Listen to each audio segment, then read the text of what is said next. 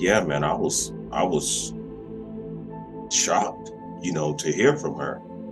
And she said she got my phone number off my Facebook. And she said, "Is this David?" I'm like, "Yeah."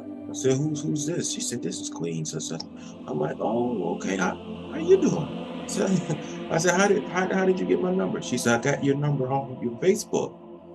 And she said, "Have you talked to Salam?"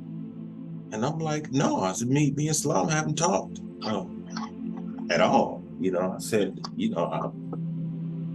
we don't talk anymore. I'm saying, what's going on? She said, "I'm worried about her." She said she's into she thinks she's doing drugs. Yeah, I mean, ain't nothing that you ain't already told me. Yeah, and I told her, I said, "Well, I don't know if you're aware of it." I said, "But Salam was doing drugs when I was out there." I said, "She was doing meth, and I think she was on cocaine." I said, because after her and I broke up, um, there was nights to where she didn't sleep at all. And sometimes she would be up for 2 days straight. I would hear her constantly moving around in her bedroom, and it was just some of the things that she was doing. It's just, she said, "Well, I'm really worried about her." She said, "I was just reaching out to you to see if you had been talking to her or anything, or if you were able to reach her and talk to her." And I told her, I said, "No, me and Salam don't even talk." So I told her she's got this big hatred towards me for some reason. I said, "But I don't sweat that." I said, I've let it go. I said, I'm back in Las Vegas." She said, "Yeah." Yeah. She said, "Yeah, I noticed that on your Facebook." And I'm like, "Yeah, I've been back here for it's going on. You might as well say it's going on 2 years now."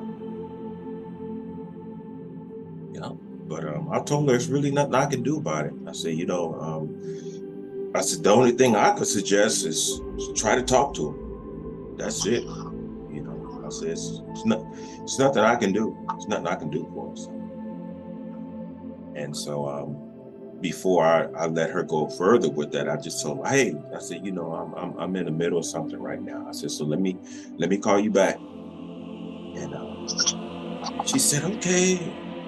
So she hung up. I just blocked her number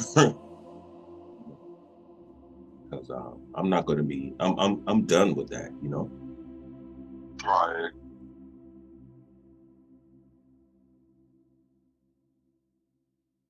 In the gift of time, we come to understand of why it is indeed a gift. The gift is imbued within an understanding which we thought was not capable of obtaining.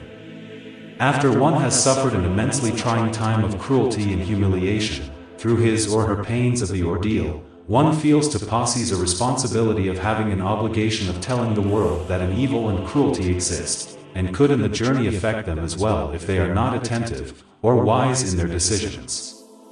This has an honorable implication of wanting to warn others of such a time. However, having a mentality as such, one come to understand that they are still suffering the ordeal in their memory and therefore, response to the past of that which has no more life, no more movement.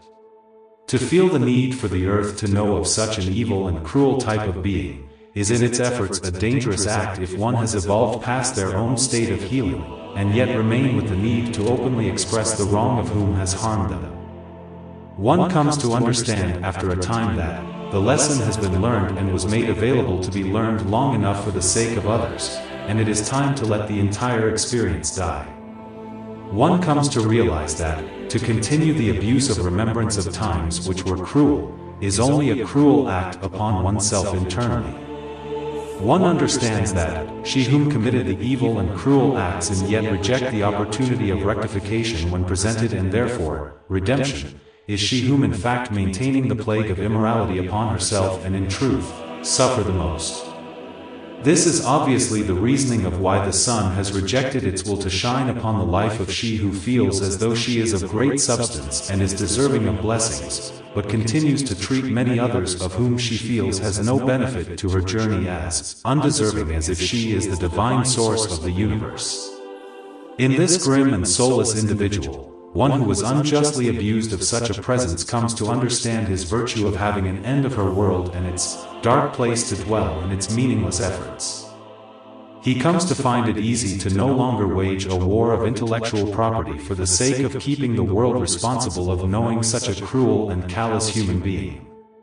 He comes to understand that, after a time of his own healing, his efforts have passed, because enough people have come to know of such a menace of this living earth which holds death in her heart and mind. He when offered, to remove the information that he previously established for the warning of other men, easy to comply without any conflicting inner duality.